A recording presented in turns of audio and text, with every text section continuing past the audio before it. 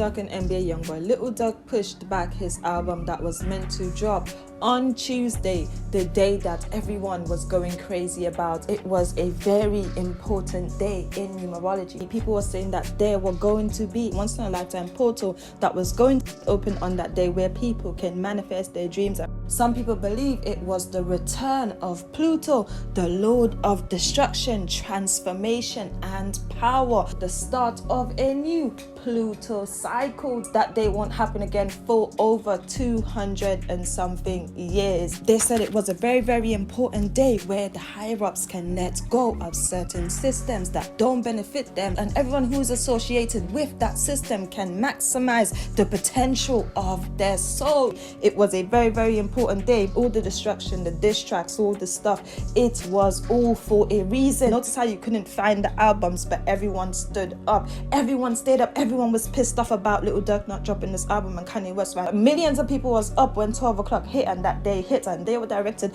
by celebrities who was directed by the masses. This is how it all started. NBAYongboy dropping the diss, responding to Lil Durk. It is all about the energy. NBAYongboy dropping this track.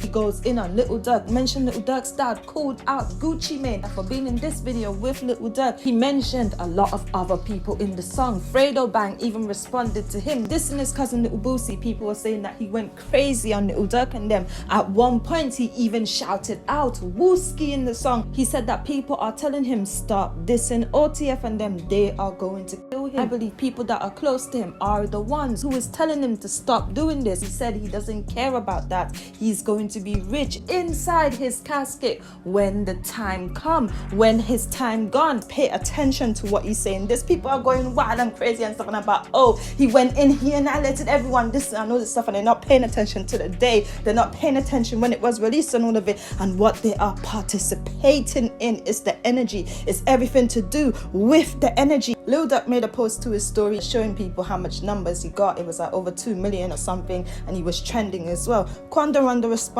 to this, posting YB songs showing he got more numbers, because in the track that Lil Durk dropped, he mentions Quando where he said that I can use your man to set you up. He is the middleman. He was talking about Quando. You notice how Quando moves when they mention Lil Durk and stuff in interviews and stuff. There is some love there. FBG Young waiting on it, saying this is bigger than Biggie and Tupac. Notice what they are doing, the higher-ups and the teams and stuff. They are recreating another beef that's going to turn deadly. Biggie and Tupac was all created back then. It was a similar pattern to what they are doing right now. That was all pre-planned and all that stuff back then. That was all pre-planned and everything. Why you think Biggie and Tupac is not here anymore? And the industry still profits from the beef and profit from their music. Right now, this beef is bigger than Tupac and Biggie because of the numbers and the internet. FBG Cash, after going to O Block, he dropped a snippet, kind of remixed to one of King Von's song back again with Lil Durk, mentioning the bar where King Von talked about Wooski changing. He sent shots to Lil Durk, talking about they put his muscle in a wheelchair. Lil Varney responded to this, saying anyone that mentioned him end up disappearing. That's what Lil Varney said. Him and Durk now.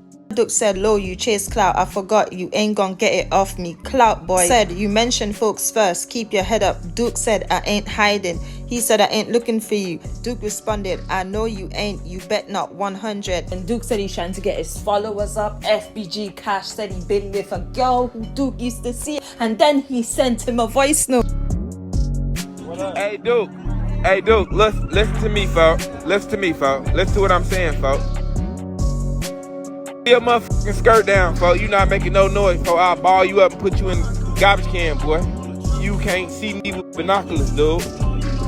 You can't see me on no type of level, folks. You better stop sharing them bankrolls with I don't see you, nigga. You can't beat me on the song. You can't beat me at spit, none of that weightlifting. Nigga, we can pitch quarters. You can't beat me, dude. You hear me? You hear me? Take time try to get some followers up.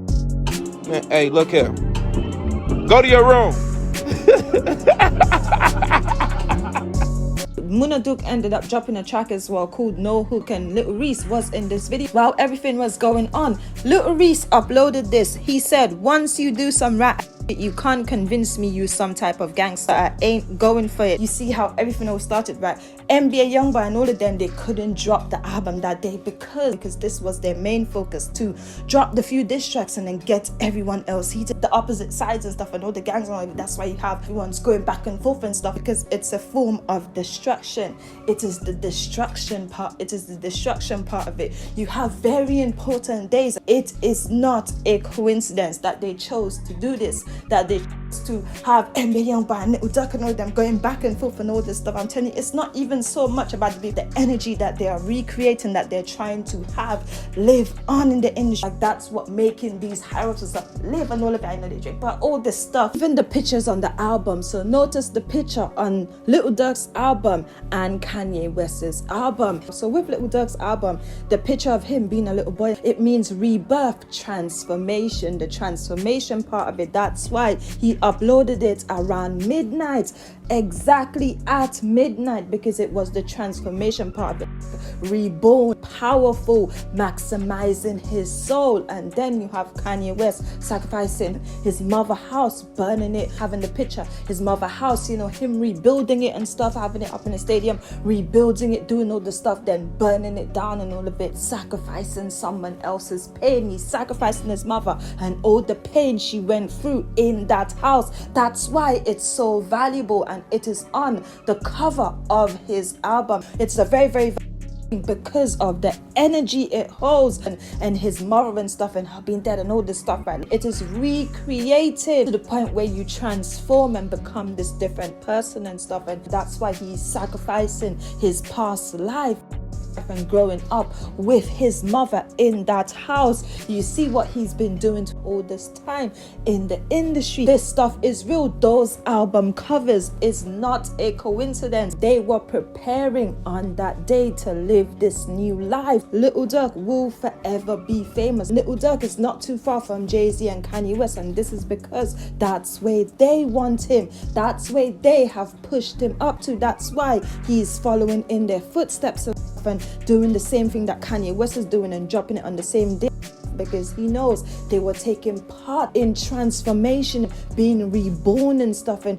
you know, the numbers and numerology, and they were all taking part in these higher up systems. They were preparing to live a new life in that portal thing. Why the Tuesday was very important, because it was the day to let go of certain things and maximize their soul. Was about them trying to become immortal. That's why there were no albums. It was more about the energy, millions and millions of people staying up, directed by them.